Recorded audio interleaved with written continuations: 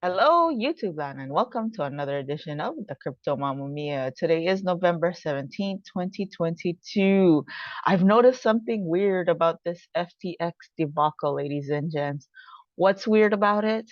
What's weird about the gift that keeps on taking, known as FTX? Well, I'll let you know. But first, if you have not liked me, if you have not subscribed to me, if you have not shared me yet, and not in that way, you weirdos, please do. I do have a special surprise for my 3,000th sub. What is going on? What is this weird thing I noticed? Well, ladies and gents, after watching some videos, after scouring the internet news on crypto, I've noticed something weird, but I guess it's not that weird if you know how American politics works, right? If they like you, you can pretty much get a free pass, i.e., Hunter Biden. You can do some really shady stuff, really shady with recorded evidence. And if they like you or you're in power, you'll get a pass apparently. But what is this weird thing I noticed? Well, let me just get to it, shall we? So FTX, people knew things were going on. In fact, look at this from just an hour ago. The new FTX boss condemns management of the crypto exchange during SBF's tenure. That's right. The new boss apparently has noticed that shady shit was apparently going on. And now celebrity endorsers, they've got caught up in the fallout as well. And not just celebrities, but companies. I mean, the FTX contingent, which companies were affected by FTX craziness. Look at this, dominoes. This is the perfect picture, right? Look at this. Genesis, Galaxy Digital, Sequoia Capital, Galosis Capital, BlockFi. I mean, the list goes on and on. Crypto.com. You know, any and every crypto platform that is out there may have had a stake in FTX. Well, it got so huge. I mean, I remember seeing commercials about it all the time. Multi-Coin Capital, CoinShares, Amber Group, Pantera Capital, Nexo. You know, they might have all had a little piece of the pie of FTX. And I definitely remember seeing commercials from these folks, right? And now they've only found a small fraction of where the crypto went. If it hasn't been spent already. But you know what's weird, ladies and gents? Where's the news about this guy getting arrested? I don't see any. You can go on and see. We look, he's even given an interview and how he has regrets. Oh, I don't know. Might one of those regrets be lying about it and spending the money about it? This guy is very strange, ladies and gents, and he's very shady. But yet, who took him in? Who gave him a warm hug? The Democratic Party. So guess what? Where is the where is the arrest? He probably pretty much admitted to shady shit that he did, ladies and gents. But I don't see any news articles about investigation onto FTX CEO, you know? Do you see any of that? Nope.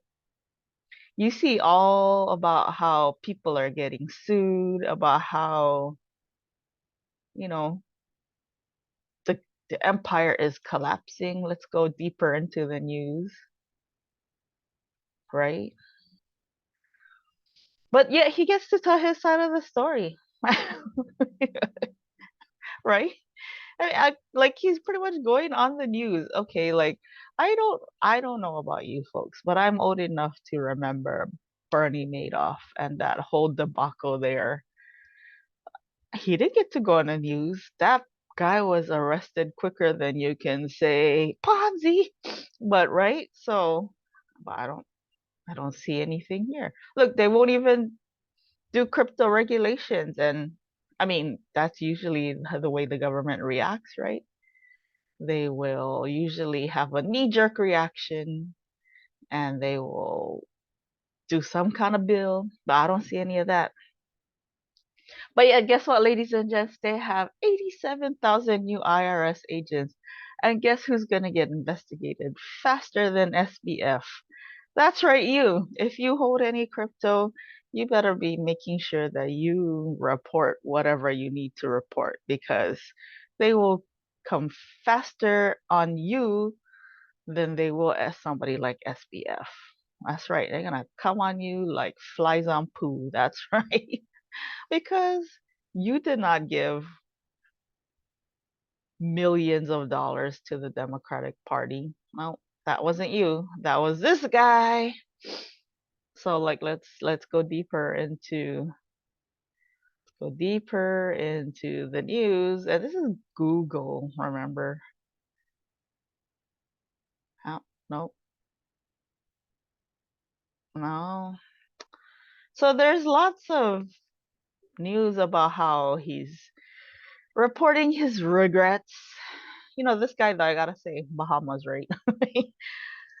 I mean, if you know that maybe what you're dealing with might not exactly be 100% on the up and up, I guess I would also put my headquarters in the Bahamas. But, you know, like, it's right there. If they really wanted to go investigate him, I mean, it's not like he's halfway around the world. He's right there in the Bahamas at the tip of Florida, right? I mean, I'm pretty sure, and I'm not an FBI person, but I'm pretty sure there's a FBI office in Florida somewhere. So if they wanted to get there, they could. But I don't know. Let's give them the benefit of the doubt. Let's try to go deeper into the pages. No, still nothing about any indictments.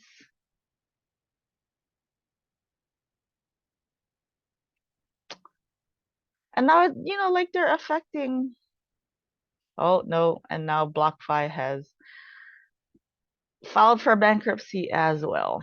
I took mines out of there a while back because ever since this debacle here and Celsius, I learned my lesson. In fact, I don't have anything on exchanges except for maybe like a few couple dollars that I may have not gotten out of there. But yeah, ladies and gents, it's crazy. What can I say? Oh, wait a minute. Crypto news. U.S. House Committee to hold a hearing on FTX collapse. Let's check that out.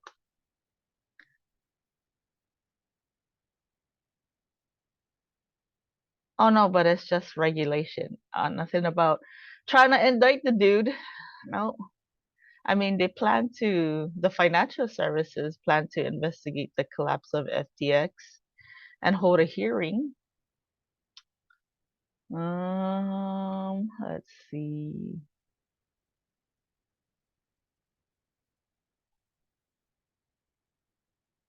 Well, maybe this guy will hold him accountable.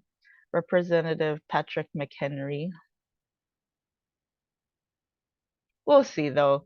I said, they like you. They let you try to slide as long as possible, aka Hunter Biden, a la Hunter Biden style. Come on, ladies and gents. We've seen the laptop news. But nothing on that dude. But you know, they don't like you, they'll find every reason to come after you. Yeah, I mean, it just seems that way. Like, don't believe your eyes kind of thing, right? Like, don't believe your ears. And is it affecting the crypto price? Of course it is. It's still down. But you know, I have to say, I'm pretty surprised. Well, maybe not that surprised that it hasn't slid down even more than it has. I mean, look, Bitcoin is still above 16. Ethereum is still above 1,000. I hope that after all this news, you know, those who cannot stomach volatility, because we've had news like this all the time. I mean, go think back to the BitConnect news, right? Once that all blew up in everybody's faces, and Mount Gox even before BitConnect, once those things blew up in everybody's faces, they were like, "Well, that's the end of the crypto market." But look at how much is still going out there. These are commas, ladies and gents. These are not periods. This is not a period. This is a comma, right? So even after all of that, crypto is still going. It's still gonna keep on rolling, right? Like, I mean, just like other assets.